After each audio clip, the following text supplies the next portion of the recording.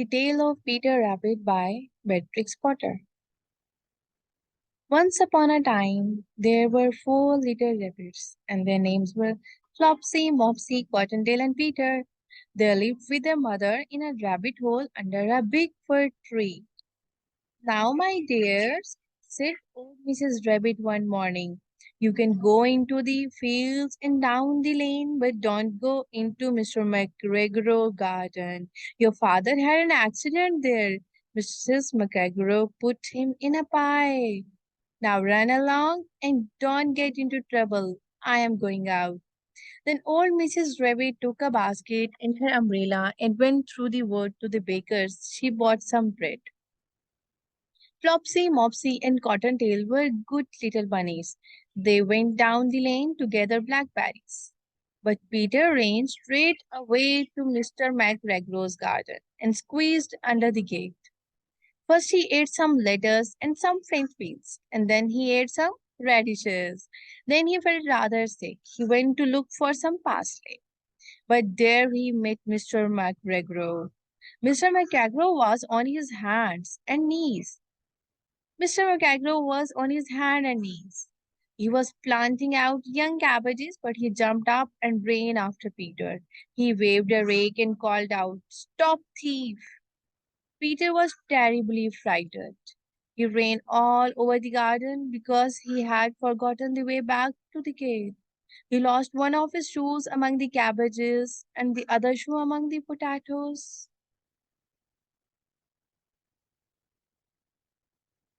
Then he ran on four legs and went faster. He might have got away if he had not run into gooseberry net and got caught by the buttons on his jacket. It was a blue jacket with brass buttons, quite new. Peter gave himself up for lost and cried. But some friendly sparrows heard him. They flew to him and implored him to exert himself. Mr. McGregor came up with a sieve. He wanted to pop it up on the top of Peter, but Peter wiggled and just in time. He left his jacket behind him and rushed into a tool shed and jumped into a can. The can was full of water. Mr. McGregor was sure that Peter was somewhere in the tool shed, perhaps under a flower pot. He began to turn them over and looked under each.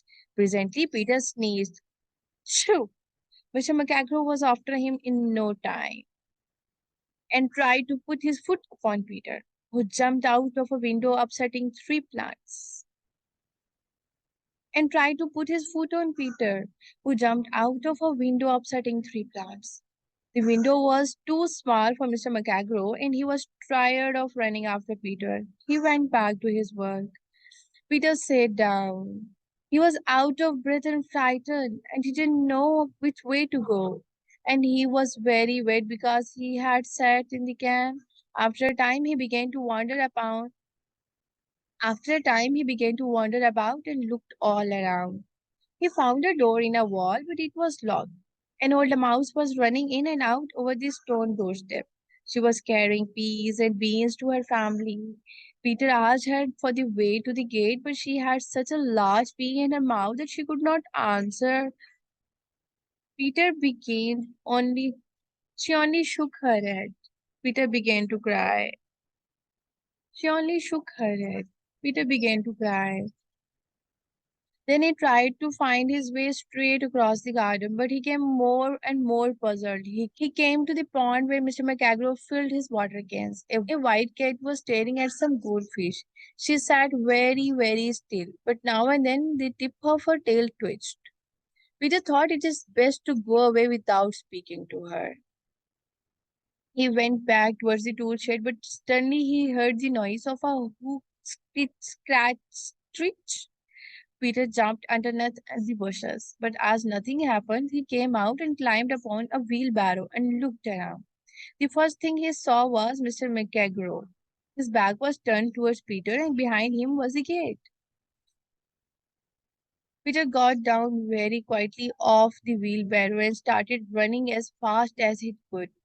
Mr. McGregor was at the corner, but Peter did not care. He slipped underneath the gate and was safe at last in the wood outside the garden.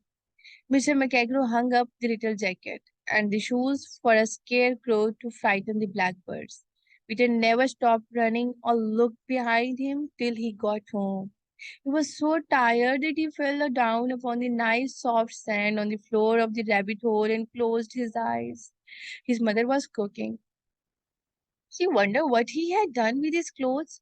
It was his second little jacket and pair of shoes that Peter had lost in a fortnight. Peter was not very well during the evening.